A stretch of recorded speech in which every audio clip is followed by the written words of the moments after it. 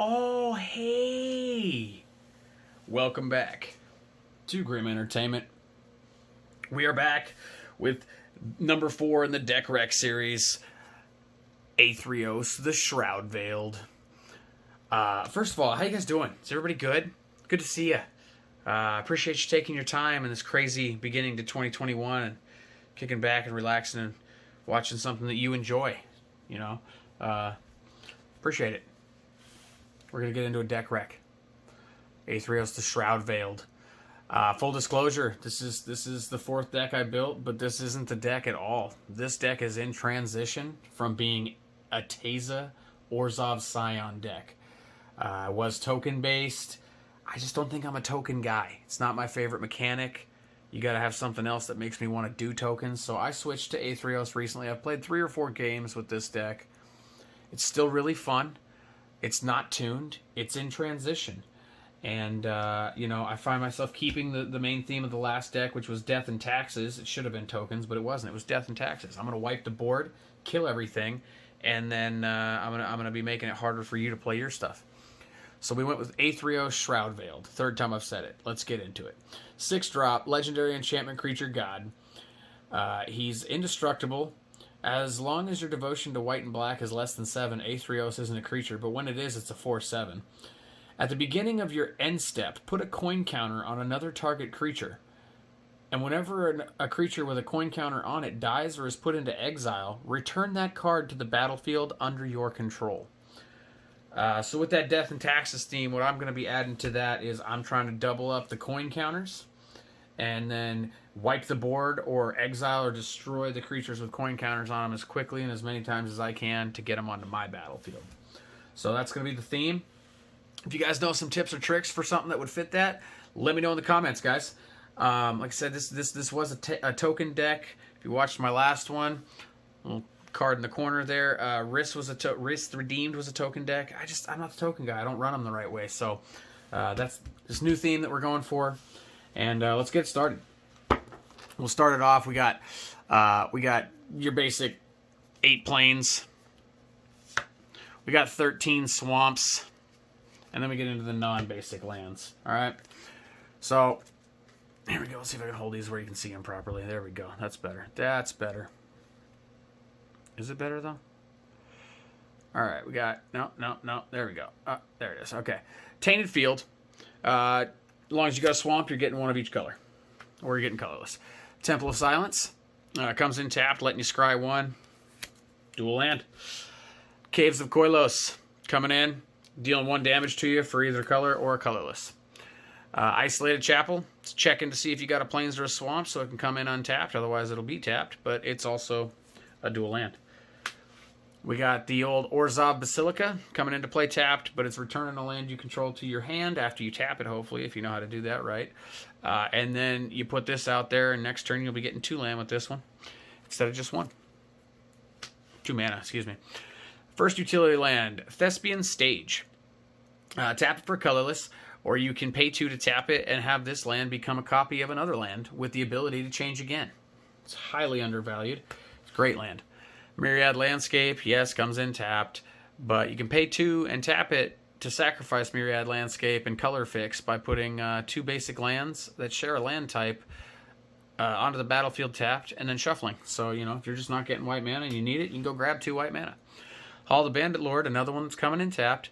But you pay 3 life, and then you add 1 colorless mana to your mana pool, and if you spend it on a creature, that creature gets haste.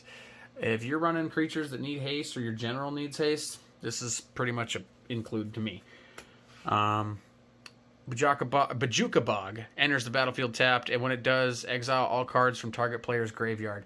Right off the bat, I'm telling you guys right now, just look at this. I have so much stuff that comes in tapped, I should probably throw an Amulet of Vigor in here, huh? But I don't have it. Vault of the Archangel. Adding a colorless. Not tapped, though. Adding a colorless. Pay 4. Tap it. Creatures you control gain Death Touch and Lifelink until end of turn. Death Touch and Lifelink? Really? Wow. Alright. Alright, so we got into the artifacts now. Oh, wait a minute. For all you guys commenting, telling me to throw up a deck list, that you want a deck list, I hear you. I appreciate the feedback, and I'm going to give you 5 seconds to check out this deck list right here. All right. Hopefully you guys paused that. I don't know if it was really 5 seconds, but it's long enough. You can always pause it and read it if you want to. Let's get back into those artifacts. We've already gone through the lands. All right, so we got Soul Ring. Everybody knows what that does. Comes in, adds 2. Cage Sun. All right, so 6 drop. Pick a color when it comes in. Creatures you control the chosen color are going to get +1/+1. And whenever you tap a land for the chosen color, you're going to get an additional. So if I say black, my black creatures are getting 1/1. And then whenever I tap a swamp, I'm going to get, or whenever I tap a land for swamp, I'm going to get 2 swamps instead. It's awesome. We got old Nev's Disc there. You got to pay 1, tap it, and sacrifice it, but it'll destroy all creatures, enchantments, and artifacts in play. Don't use this card's text by the rules. The Oracle text has been changed. There's newer printings. Read the newer one. Masterwork of Ingenuity. 1 drop. You have it enter the battlefield as a copy of any equipment. You can have it be any of the swords. You can have it be Swiftfoot Boots, Lightning Greaves, or maybe even a Skull Clamp for the old 1 drop. Equipped creature gets +1/-1, and whenever that creature dies, you'll draw 2 cards with an equip cost of 1. So pretty much you're just smacking this on your weenies, letting them die, and then drawing 2 cards. Good way to draw cards with tokens. I don't know how well it's going to work in the Athreos deck. We'll find out. Swiftfoot Booties, speaking of, pay 2, equip 1. Creature gets hexproof and haste. Always good. Strionic Resonator. This one's going to work in direct synergy with the general, and we're going to be putting this out for 2, and then paying 2 and tapping it whenever we kick off Athreos' ability, or whenever a triggered ability that you need to double up happens. So we'll be getting 2 gold coin counters instead. And then if you have any of like the Titans, like, you know, whenever this enters the battlefield or attacks, you can double those with this. Any triggered ability will be doubled. It's great. It's a great card. Nim Deathmantle, 2 drop, gives your creatures +2/+2 and Intimidate, and it's a black zombie in addition. Or no, it just is a black zombie. And then whenever a non-token creature is put into your graveyard from the battlefield, you can pay 4 and bring it right back and attach this to it. It's always cool. People target that, though, because I don't want you bringing stuff back for 4. Helm of Obedience, 4 drop, and then once this is out, you pay X and tap it to put the top card of a target opponent's library into their graveyard. Basically, you're going to pay X. You're going to say, let's say you pay for 8. Pay for 8. I'm going to mill you 8 cards, or you're going to mill your opponent 8 cards, or until they mill a creature. And then once they mill that creature, you're going to get that onto the battlefield under your control. Or if there is no creature, you're just going to mill them for the full X cost. So it's a good card. It comes from Alliances. It's an old card. Enlightened Tutor, 1 drop. Search in your library for an artifact or enchantment, revealing it, and putting it on top after you shuffle. Pretty much a vampiric tutor for artifacts and enchantments. Diabolic Intent. You're going to pay 2 and sacrifice a creature to Demonic Tutor. Search your library for a card, put it in your hand, shuffle. And then you got the Idyllic Tutor, another 3 drop, but looking specifically for enchantments, put it in your hand. Tutoring is always fun. Beseech the Queen. This is either, it's going to cost you 6 colorless, 3 swamp, or a combination thereof. And you're going to search your library for a card with converted mana cost less than or equal to the number of lands you have. Reveal it and put it into your hand. So we got quite a bit of tutoring going on there. We got Thoughtseize, paying 1. Target player reveals his or her hand. You choose a non-land card, and they discard it. Then you lose 2 life. 1 mana removal of wincons. That's the way I look at it. Swords to Plowshares. Exile target creature. Its controller gains life equal to its power. So remember that with Athreos, we can exile stuff or kill it. Either way, as long as it has that coin counter on it, it's coming back. Focus. There we are. All right, we got Castigate. It's a 2 drop. Target opponent reveals their hand. Choose a non-land card from it and remove that card from the game. Yeah, everybody loves it when you make them show you their hand too, because you know it says reveals. It doesn't say I get to see it. It says reveal, so the whole table gets to see it. Now that I've said that and everybody hates me, I'm also the smallpox guy. We're going to pay 2 swamp. Each player loses 1 life, discards a card, sacrifices a creature, then sacrifices a land. So for me, I like to play this card because a lot of my pod had a lot of quick decks, and I was always behind, and so I'd let them put their stuff out, getting into their ramp and loving all that, and then I'd smallpox, and I didn't have a creature usually, and I'd only have 2 lands when I played this, so setting me back 1 ain't that big of a deal. So yeah, it's brutal. I'm that guy. Hate me if you must. We got Toxic Deluge. It's a 3-drop, and then as an additional cost, you pay X life, and all creatures get -X till end of turn. Cheap way to wipe the board, helping us out with those gold counter retrieval. Kaya's Guile. I think this card is very undervalued. It's a 3-drop with 4 mode choices. You get to choose 2. Each opponent sacrifices a creature. Exile all cards from each opponent's graveyard. Create a 1/1 white and black spirit with flying, or you gain 4 life. And you can entwine them all for 3. But for 3 mana, I can have each opponent sacrifice a creature and exile their graveyards. That is insane to me. That's a really good card, in my opinion. Mortify, 3-drop, destroy target creature or enchantment. It's pretty simple. Ashes to Ashes, remove exile 2 target creatures, non-artifact creatures, and then take 5 damage for 3. Getting rid of 2 creatures for 3 and taking 5 damage. All right. Bantu's Last Reckoning. This is a 3-drop, destroy all creatures, but it comes with the caveat that your lands aren't going to untap, so use it sparingly, only if you have to kind of thing, or if you're only going to play that spell. That's it. Hero's Downfall, 3-drop, destroy target creature or planeswalker. That's a nice little caveat, the planeswalker bit. Black Sun Zenith, X and 2 black for put X -1/-1 counters on each creature and shuffle this back into its library. So this is fun. This combos with a creature later that is going to let me take control of all of those creatures when we kill them. I'll tell you more about that when we get to it. We got Day of Judgment, 4-drop, destroy all creatures. All right.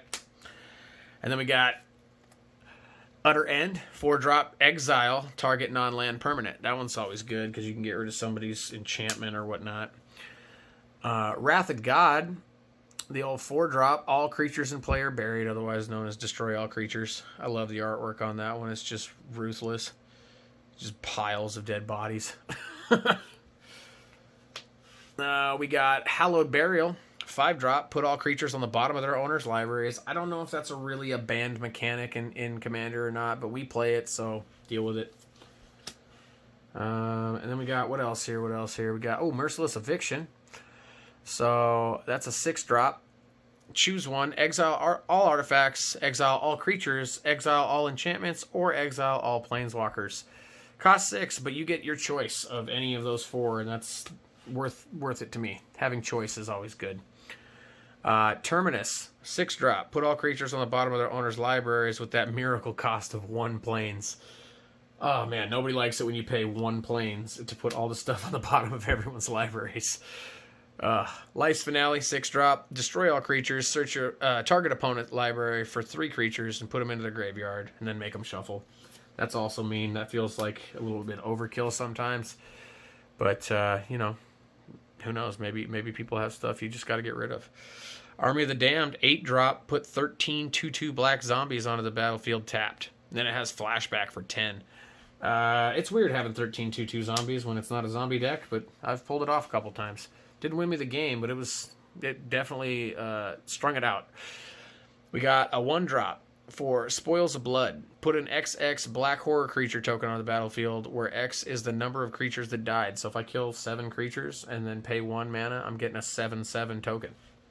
It's always a little bonus on top of wiping the board there, especially if we can get the creatures we killed back onto the battlefield for us. Flawless Maneuver, 3-drop.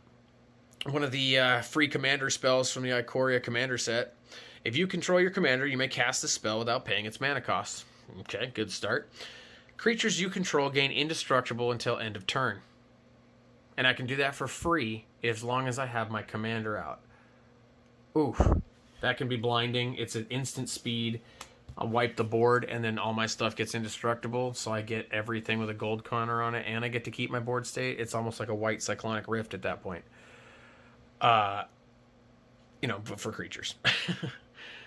Sudden Spoiling. Unless you do it with Nev's Disc. Ooh, that's mean.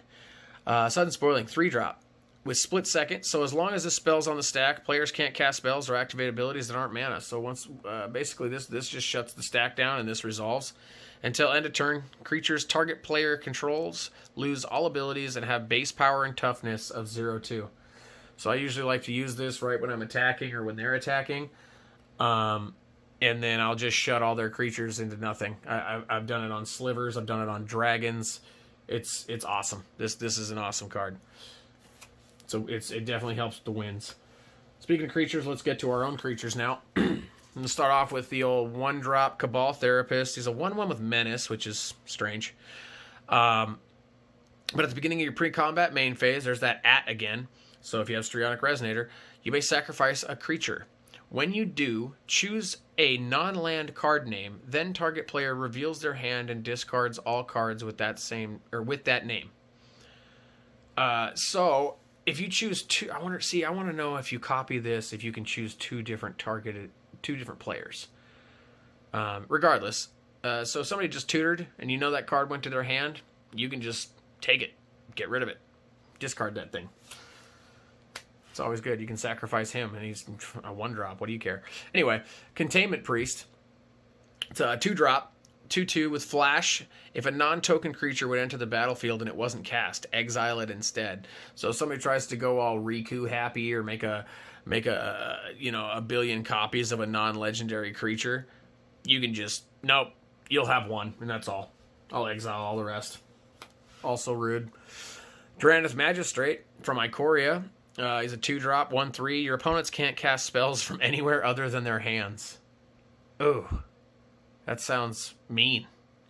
I think that shuts off Muldrotha, doesn't it? Yeah, a lot of other things. You guys have been noticing that we went through the death and now we're into the taxing. Grand Abolisher, 2-drop. During your turn, opponents can't screw with you. They can't cast spells or activate abilities of artifacts, creatures, or enchantments. So that you're basically you're invincible for your turn almost. There's ways around it, but I mean, come on. High Priest of Penance, 2-drop, 1/1. Whenever it's dealt damage, you may destroy target non-land permanent. Gives that thing indestructible. 3-drop Rotting Regisaur, Regisaur, I don't know. 7/6 Zombie Dinosaur. At the beginning of your upkeep, discard a card. So, I mean, for 7/6 though, and the art on that, dude, it's cool. Then we got the other Athreos, God of Passage. He's a 3-drop legendary enchantment creature, indestructible. As long as your devotion is less than 7, he's not a creature. But whenever another creature you own dies, return it to your hand unless target opponent pays 3 life. So what I want to know is can I have both this and the other Athreos? They have 2 different names. I don't know if I can or not, but if you could, that'd be ridiculous because I could wipe the board, put all my creatures back in my hand, and then take yours with the gold counters or coin counters. And if you're going to have Athreos, you might as well have his dog. There's Kunaros, Hound of Athreos, 3-drop, 3/3 Vigilance, Menace, and Lifelink for 3. All right, you already have me there. But then it has creature cards in graveyards can't enter the battlefield. What? All right. Then it also has players can't cast spells from graveyards. This card's cheap, and I don't understand. It seems so good. It turns off so much stuff. It dies to removal, sure. But, I mean, it's a 3-drop. Yeah, I like it. Necroskater. Here's the one that goes with the Black Sun Zenith I was talking about earlier. It's a 3-drop, 1/4 elemental creature, and it has Wither. Not poison, not infect. It has Wither. It deals damage to creatures in the form of -1/-1 counters. Still deals damage to players regularly. Whenever a creature an opponent controls with a -1/-1 counter on it dies, you may return that card to the battlefield under your control. So to me, this goes perfectly with Athreos. If I Life's Finale, I get all creatures that died, and this is on the battlefield. I get all creatures that died back on the battlefield under my control, except for this, that's awesome. Then we got Crypt Ghast. It's a 4-drop with Extort. It's a 2/2 Spirit. Extort just lets you pay 1 white or black whenever you cast a spell to make everybody lose 1 life, and you gain that much life. And then whenever you tap a swamp for mana, you're going to add an additional swamp. So this basically just turns your swamps into double manas. We got 4-drop Linvala, 3/4 Flying Angel, and activated abilities of creatures your opponents control can't be activated.